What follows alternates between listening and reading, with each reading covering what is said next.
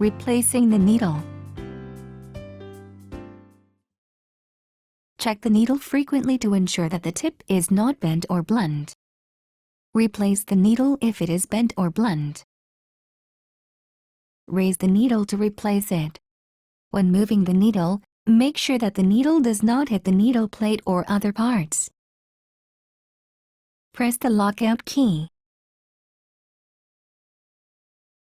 For sewing machines without a lock key, turn off the power switch.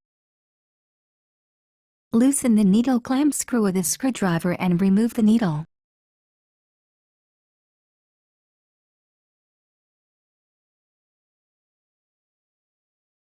Insert the needle into the needle clamp with the flat side of the needle to the rear.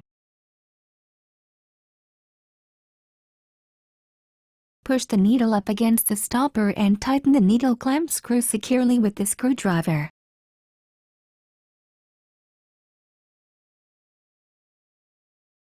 Press the lockout key to unlock the machine. For sewing machines without a lock key, turn on the power switch.